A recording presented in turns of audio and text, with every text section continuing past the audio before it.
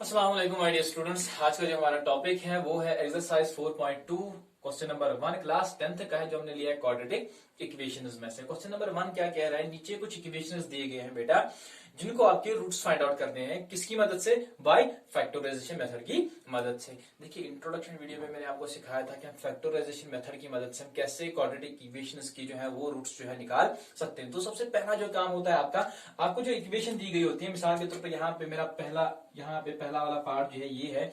सबसे पहले आपको चेकआउट करना है क्या ये इक्वेशन जो है क्वाड्रेटिक इक्वेशन क्या स्टैंडर्ड फॉर्म में है या नहीं है। यानी कि ये आपको ऐसे लिखी हुई होनी चाहिए, इस फॉर्म में होनी चाहिए, A square plus B X plus C is equal to 0। ये इक्वेशन इस तरह से लिखी हुई नहीं चाहिए। तो यानी कि आपकी जो इक्वेशन होगी वो स्टैंडर्ड फॉर्म में होनी चाहिए। अगर नहीं होगी देन आपको उसको इस फॉर्म में लिख देना है। दूसरा स्टेप क्या रहता है आपके पास? सुपरेटिंग द मिडल टर्म। देखिए यहाँ पे बात आ रही है कि सुपरेटिंग द मिडल टर्म। अगर हम बात करेंगे कि ना फैक्टराइजेशन का मतलब ये होता है क्वाड्रेटिक इक्वेशन के आपको फैक्टर निकालने हैं। तो हम फैक्टर कैसे निकालते हैं? फैक्टर हम निकाल देते हैं बाय सुपरेटिंग द मिडल टर्म। उसके बाद जो आपके पास थर्ड वाला स्टेप रहता है, हम उन फैक्टर्स को इक्वेट कर देते हैं 0 के बराबर। हम कहते हैं either this factor are equal to 0 और either this factor are equal to 0। तो यहाँ पे जो सबसे पहला वाला स्टेप जो आ रहा है वो आ रहा है, पहला जो आपको आ रहा है वो आपको क्या आ रहा है, क्या ये इक्वेशन स्टैंडर्ड फॉर्म में है या नहीं है, ये आपको चेकआउट करना होता है। ठीक है। देन दूसरा जो स्टेप होता है वो होता है स्प्लिटिंग द मिडल टर्म। अब हम स्प्लिट कैसे कर देते हैं मिडल टर्म, ये यहाँ पे समझने वाली बात है। देखिए स्प्लिट अगर हम मिडल टर्म करते हैं तो उसमें हम सबसे पहले क्या कर देते हैं, हम क्या करेंगे, कोएफिशिएंट ऑफ एक्स स्क्वायर को मल्टीप्लाई कर देते हैं कांस्टेंट टर्म के साथ। ठीक है। तो हम इसको ऐसे ही लिख देते हैं ए एक्स स्क्वायर प्लस। अब बी को हम कैसे लिखेंगे? देखिए जैसे हम उनको आपस में मल्टीप्लाई करेंगे तो इसका प्रोडक्ट क्या आ जाएगा, वो आ जाएगा एसी। क्या आ जाएगा? एसी। अब हम बी को ऐसे कैसे स्प्लिट करेंगे? ऐसे कौन से दो नंबर होंगे जिनसे हम बी को स्प्लिट करेंगे? आपके दिमाग में एक ही बात होनी चाहिए, हमें आप ऐसे दो नंबर ढूंढने हैं जिनको अगर हम आपस में मल्टीप्लाई कर दें तो वो क्या आ जाना चाहिए बेटा, वो आ जाना चाहिए एसी। बट अगर हम उनको क्या कर देते हैं, प्लस कर देते हैं, वो आ जाना चाहिए बी। मान लेते हैं मैं इसको स्प्लिट कर दूंगा B1 एंड B2 में। ठीक है। अगर मैंने B को स्प्लिट किया B1 एंड B2 में, ठीक है, ये दो नंबर्स में स्प्लिट मैंने इसको किया है।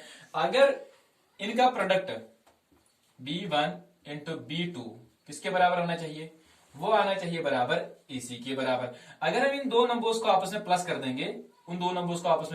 देंगे, तो वो आ जाना चाहिए B के बराबर। ये कंडीशन आपको याद रखनी है। यहां पे आपको दिमाग में एक ही चीज रखनी है, आपको यहां पे टारगेट दिया गया है, ऐसे कौन से दो नंबर्स हैं जिनको आप क्या कर दोगे, मल्टीप्लाई कर दोगे, वो आ जाना चाहिए आपके पास एसी। यानी कि आपके दिमाग में एक ही बात होनी चाहिए कि मुझे ये आना चाहिए, अगर मैं उन दो नंबर्स को फिर आपस में प्लस कर दूं तो वो मुझे आ जाना चाहिए, बी आ जाना चाहिए। ठीक है। देन उसके बाद चलिए मैंने कहा था मैंने इसको स्प्लिट किया था B1 x plus B2 x plus C is equal to 0। उसके बाद हम क्या कर देते हैं, इसको हम ग्रुप कर देते हैं, इसका एक ग्रुप बना देते हैं, इसका हम एक ग्रुप बना देते हैं। फिर इसकी जो हम यहाँ पे आ जाएगी कॉमन निकालना है। ठीक है। तो उसके बाद इसके फैक्टर्स आ जाते हैं। ठीक है। फिर हम फैक्टर्स को इक्वेट कर देते हैं 0 के बराबर। इस चीज को समझते हैं। ठीक है। अब चलिए स्टार्ट कर देते हैं सीधे एग्जाम्पल से, सीधे पार्ट नंबर फर्स्ट से। आई होप कि आप लोगों को समझ में आ जाएगा। इस चीज को बेहतर समझने के लिए हम एक पार्ट नंबर फर्स्ट को कर देते हैं। ठीक है। तो पार्ट नंबर फर्स्ट जो हमारे पास है वो है x square minus 3x minus 10 is equal to 0। ठीक है। तो सबसे पहला वाला काम क्या होता है, आपको चेकआउट करना होता है क्या ये स्टैंडर्ड फॉर्म में है। बिल्कुल स्टैंडर्ड फॉर्म में। स्टैंडर्ड फॉर्म में पहले एक्स स्क्वायर होता है, देन बाद में एक्स होता है, देन बाद में cos टर्म होती है इज इक्वल टू 0।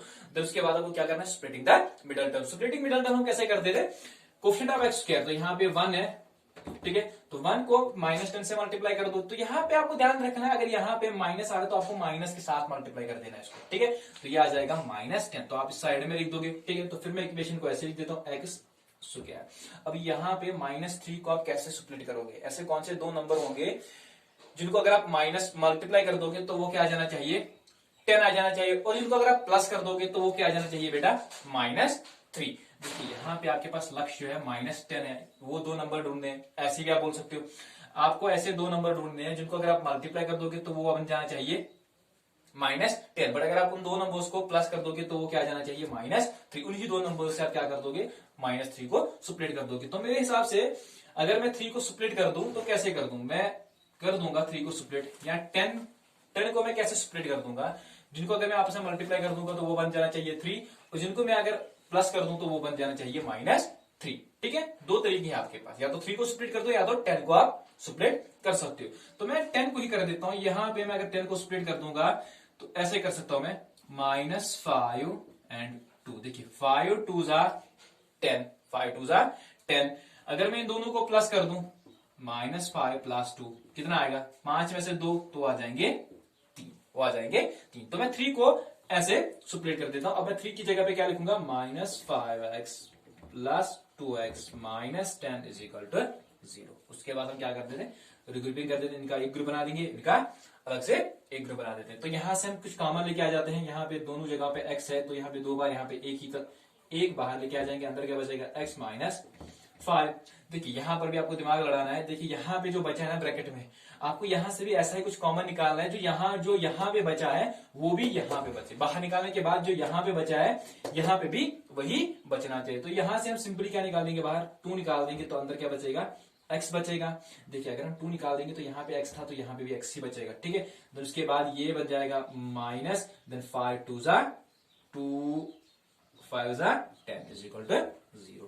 अब यहाँ पे दोनों सेम आ रहे हैं तो इनको हम बाहर निकाल देंगे, -5x, तो यहाँ पे क्या बचा बेटा, x + 2 = 0। तो निकल गए इसके फैक्टर्स, क्वाड्रेटिक इक्वेशन। अब हम थर्ड वाला स्टेप जो होता है, हम इन फैक्टर्स को इक्वेट कर देते हैं 0 के बराबर। मैं लिखूंगा आइदर x - 5 = 0 और x + 2 = 0। अब मैं कहूंगा, मैंने क्या कहा, देखिए मैंने क्यों लिखा आइदर दिस = 0 और दिस = 0। देखिए ये दोनों जो है बराबर है 0 के, इन दोनों में से कोई तो 0 होगा ना, तब ये बराबर होंगे 0 के। या तो ये 0 के बराबर, 0 × दिस हो गया 0 के बराबर, या तो ये 0 के बराबर होगा। अब मुझे पता नहीं तो मैंने कहा कि या तो ये 0 के बराबर है या तो ये 0 के बराबर है। मैं कहूंगा इफ, अगर ये बराबर है 0 के, x - 5, देन x की वैल्यू क्या आएगी at a time, x = -5। If अगर ये 0 के बराबर होगा, x + 2 = 0, देन x की वैल्यू क्या जाएगी बेटा, x = -2। देयरफॉर इसके जो रूट्स होंगे ना, वो होंगे roots of the given equation. इसके रूट्स क्या होंगे गिवन इक्वेशन के, एक तो होगा 5 और 5 एंड माइनस।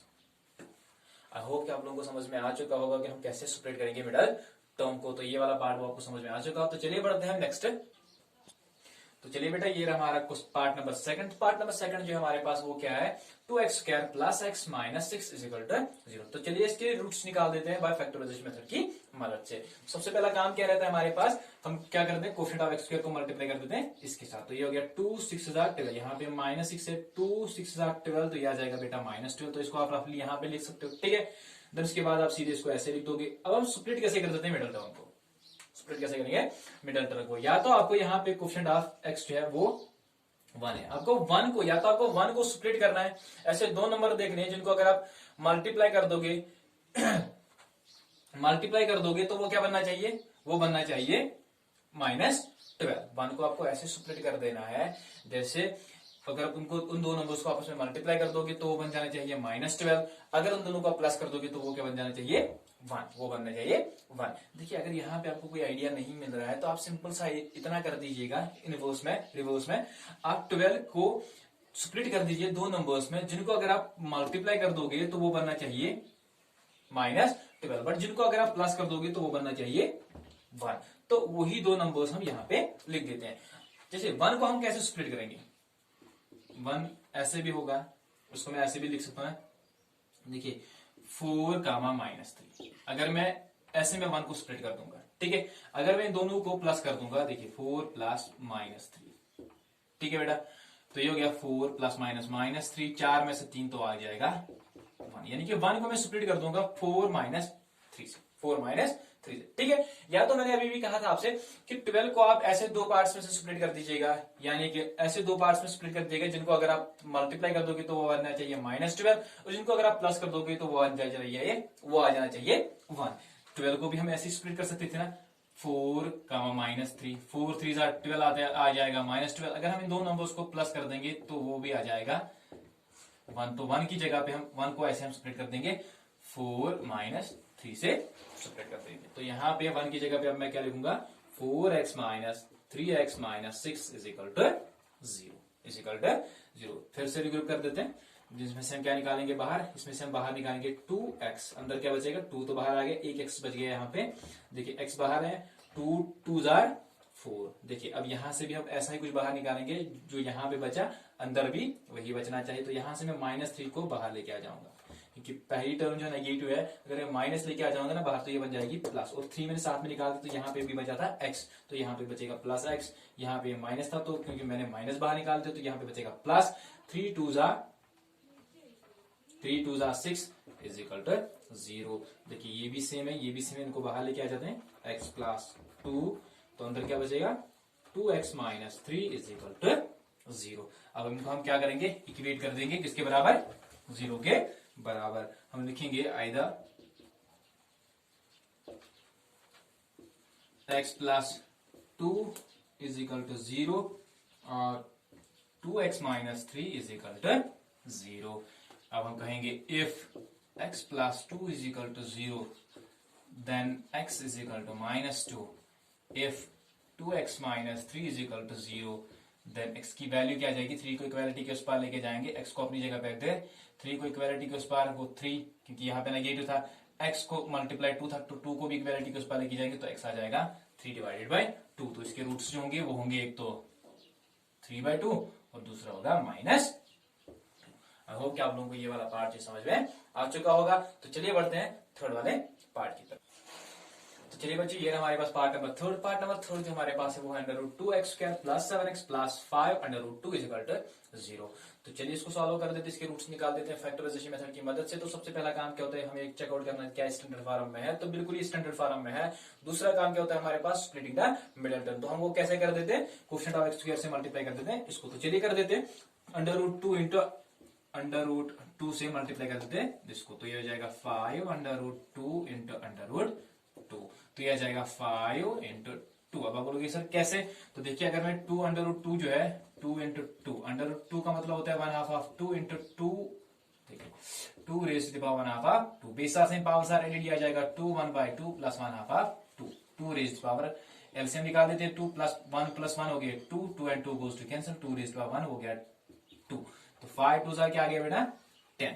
अब कोएफिशिएंट ऑफ x² और कांस्टेंट को मल्टीप्लाई करके हमारे पास क्या आ जाता है, वो आ जाता है हमारे पास 10, वो आ जाता है हमारे पास 10। तो हम कैसे लिखेंगे इसको, ये आ जाएगा सीधे √2x²। अब हम 7 को कैसे स्प्लिट करेंगे, ऐसे दो नंबर ढूंढने हैं आपको जिनको अगर आप मल्टीप्लाई कर दोगे तो वो क्या आ जाना चाहिए बेटा 10 आ जाना चाहिए, और जिनको अगर आप प्लस कर दोगे तो वो क्या आ जाना चाहिए 7 आ जाना चाहिए। या तो आपको क्या करना है, 10 को ऐसे आप कैसे स्प्लिट कर दोगे, अगर उनको आप मल्टीप्लाई कर दोगे तो वो आ जाना चाहिए 10, अगर आप उनको प्लस कर दोगे तो वो आ जाना चाहिए 7। देखिए अगर मैं 7 को स्प्लिट कर दूं तो मेरे हिसाब से वो आ जाएगा 5 and 2। देखिए 5 2 10 और 5 + 2 = 7, ठीक है। अगर 10 को भी स्प्लिट कर दूंगा तो 5 and 2 से स्प्लिट कर दूंगा, ठीक है। 5 2 10, 5 2 10, ठीक है। अगर इनको प्लस कर दूंगा तो वो भी आ जाएगा यही। तो हम 7 को स्प्लिट कर देंगे इन दो नंबरों से, क्योंकि हमारे पास लक्ष्य जो होता है मिडिल टर्म को हम ऐसे ही स्प्लिट कर देते हैं ताकि उन नंबरों से स्प्लिट कर देते हैं, अगर उन दोनों नंबर्स को क्या कर देंगे मल्टीप्लाई कर देंगे तो वो आ जाना चाहिए ये। तो इसको मैं स्प्लिट कर दूंगा 5x + 2x + 5 √2 = 0, ठीक है बच्चा। उसके बाद रिग्रुप, इसका अलग से इसका अलग से, इसमें से कॉमन क्या जाएगा बेटा x आ जाएगा बाहर, अंदर क्या बचेगा वो आ जाएगा √2x + 5। इसमें से क्या बाहर आ जाएगा बेटा, इसमें से बाहर आ जाएगा 2 √2, क्योंकि यहां पे जो बचा है वो यहां पर भी बचना चाहिए। तो यहां से हम √2 बाहर लेके आ जाएंगे तो यहां पे बचेगा √2 √2 हो गया। देखिए √2 × √2 क्या आ जाता है हमारे पास 2। देखिए जब हम इसको मल्टीप्लाई करेंगे तो बचेगा 2, तो जहां यहाँ पे 2 था, ठीक है, इंटू यहाँ पे बचा x प्लस यहाँ पे अंडर 2 बाहर आ गया तो बचा 5 इज इक्वल टू 0। देखिए ये और ये सेम है तो बाहर लेके आ जाते हैं, ये आ जाएगा अंडर रूट 2x प्लस 5, अंदर बचेगा x plus under root 2 is equal to 0। अब इक्वेट कर देते हैं इनको 0 के बराबर, मैं लिखूंगा either under root 2x plus 5 is equal to 0 और अंडर रूट वहां पे लिख देता हूं और x plus under root 2 is equal to 0। मैं कहूंगा if under root 2x plus 5 is equal to 0 then x की वैल्यू क्या जाएगी बेटा, x को अपनी जगह पे रख देते हैं, 5 को इक्वालिटी के -5 एंड 2 को इक्वालिटी के उस पर लेके आ जाते हैं under root 2। If x plus under root 2 is equal to 0 then x की वैल्यू क्या जाएगी बेटा, x की जो वैल्यू आ जाएगी वो आ जाएगी माइनस अंडर रूट 2। तो इसके जो रूट्स होंगे एक तो होगा -5 डिवाइडेड बाय अंडर रूट 2, दूसरा होगा minus under root 2। I hope कि आप लोगों को ये वाला पार्ट जो समझ में आ चुका होगा। तो चलिए बढ़ते हैं फोर्थ वाले पार्ट की तरफ। तो चलिए बेटा ये हमारे पास पार्ट नंबर फोर्थ क्या है हमारे पास 2x square minus x plus 1/8 is equal to 0। बेटा बिल्कुल ये स्टैंडर्ड फॉर्म में है बट इसको थोड़ा सा हम सॉल्व कर देते हैं, इसको हम सॉल्व कैसे करेंगे, देखिए इसका एलसीएम निकाल देते हैं बेटा 8। अगर मैंने एलसीएम 8 निकाल दिया तो इसके डिनोमिनेटर में 8 नहीं था, अब इसके न्यूमरेटर में मल्टीप्लाई क्या हो जाएगा 8 2 16x, क्योंकि इसका डिनोमिनेटर तभी 8 बनेगा, इसका भी तभी 8 बनेगा, तभी तो हम एलसीएम निकाल पाएंगे ना जब हम इसको न्यूमरेटर में भी 8 से मल्टीप्लाई करेंगे, डिनोमिनेटर में भी 8 से मल्टीप्लाई कर देंगे। ठीक है, तो यहाँ पे भी इसका डिनोमिनेटर 1 है तो यहाँ पे भी आ जाएगा 8 1 जा 8x plus 1 plus 1 is equal to 0। तो हम इसको ऐसे लिखते हैं बेटा 1/2 of 8 16x square minus 8x plus 1 is equal to 0 is equal to. देखिए अगर 1/2 ऑफ 8 ये अंडर मल्टीप्लीकेशन है, अगर मैं इक्वालिटी के इस पार लेके जाऊंगा तो ये आ जाएगा सीधे 0 divided by anything is equal to 0। तो चलिए इसको यहाँ से इक्वालिटी के इस पार लेके आ जाते हैं, तो ये क्या बनेगा, ये बन जाएगा 16x square minus 8x plus 1 is equal to 0, क्योंकि 0 डिवाइडेड बाय दिस इज 0। ठीक है, तो चलिए अब हमारे पास जो क्वाड्रेटिक इक्वेशन आई है रह गई है वो रह गई है ये, तो हम क्या करेंगे इसको स्प्लिट कर देते हैं, स्प्लिटिंग द मिडल टर्म। इसके फैक्टर निकालेंगे किसके जरिए, by splitting the middle term. तो क्या है हमारे पास 16x square minus 8x plus 1 is equal to 0। तो चलिए आपको पता है स्प्लिट कैसे कर देते हैं मिडल टर्म को, तो 16 1 जा 16, तो आपके पास आ गया 16, तो हम ऐसे लिखेंगे इसको 16x स्क्वायर। अब 8 को हम कैसे लिखेंगे, 8 को हम स्प्लिट कैसे करेंगे, ऐसे दो नंबर ढूंढने हैं जिनको अगर हम मल्टीप्लाई कर देंगे तो वो क्या बनना चाहिए 16, जिनको अगर हम प्लस कर देंगे तो वो क्या बनना चाहिए, वो बनना चाहिए -8। तो मेरे हिसाब से वो जो दो नंबर्स होंगे -4 एंड -4। ठीक है, अगर मैं इन दोनों को मल्टीप्लाई कर दूं तो वो आ जाएगा 16, है कि नहीं है। अगर मैं इन दोनों को प्लस कर दूं, देखिए प्लस कर दूं आ जाएगा -4 इज इक्वल टू -8। तो ठीक है, -8 को मैं स्प्लिट कर दूंगा -4 एंड -4 से। ठीक है, तो यहां पे मैं लिख दूंगा -4x, देखिए इनको मैं मुझे प्लस करना था, plus and minus goes to minus, तो यहाँ पे आ जाएगा फिर से -4x plus 1 is equal to 0। समझ में आ रहा है कि नहीं आ रहा है, मैंने 8 को कैसे स्प्लिट कर दिया -4 एंड -4 से। ठीक है, अगर मैं दोनों को प्लस कर दूंगा तो क्या आ जाएगा, देखिए प्लस कर देते हैं इन दोनों को तो क्या आ जाएगा plus minus minus minus minus को प्लस। ठीक है, 4 एंड 4 हो गया -8, 4 इंटू 4 हो गया 16। ठीक है बेटा, तो चलिए इसको ग्रुप कर देते हैं,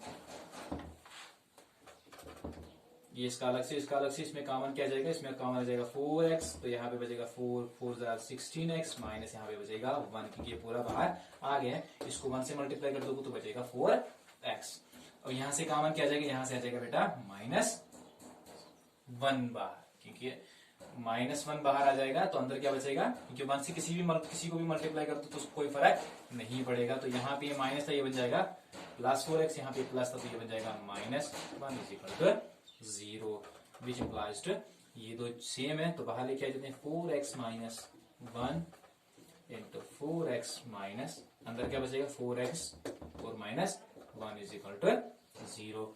either equating factors into 0, either 4x minus 1 is equal to 0 और 4x minus 1 is equal to 0 if 4x minus 1 is equal to 0, then x is equal to 1/2 of 4। इसी तरह से इसकी भी वैल्यू आ जाएगी 1/2 of 4। तो therefore इसके जो रूट्स होंगे ना वो होंगे 1/4 एंड 1/4, क्योंकि दोनों फैक्टर जो थे वो सेम थे।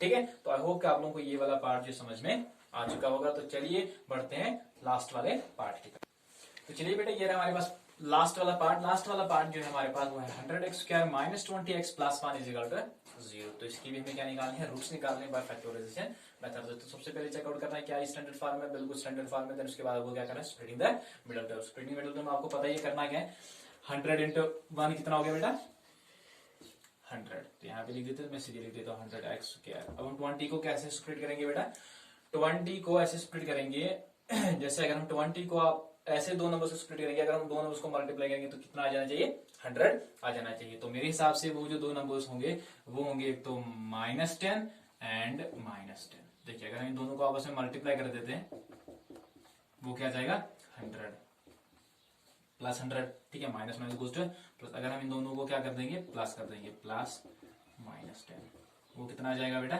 ये हो गया -10 plus -10 is equal to minus minus plus 10 10 20 but -20। तो हम 20 को स्प्लिट कर देते हैं कुछ इस तरह से। तो यहाँ पे लिखेंगे -10x plus 1 is equal to 0। अब रिड्यूसिंग कर देते हैं इनको बेटा। तो यहां से बाहर क्या आ जाएगा, यहां से आ जाएगा सीधे 10x बाहर, अंदर क्या बचेगा 10 10 100x माइनस 1, क्योंकि 10x जो है वो बाहर आ चुका है। देखिए यहाँ पे भी बचना चाहिए 10 -1। तो यहाँ पे देखिए +1 है, इसको हमें माइनस बनाना है, तो यहाँ से -1 को है बाहर लेके आ जाएंगे, क्योंकि माइनस से अगर आप किसी को भी मल्टीप्लाई कर दोगे तो वो सेम क्वांटिटी रहेगी।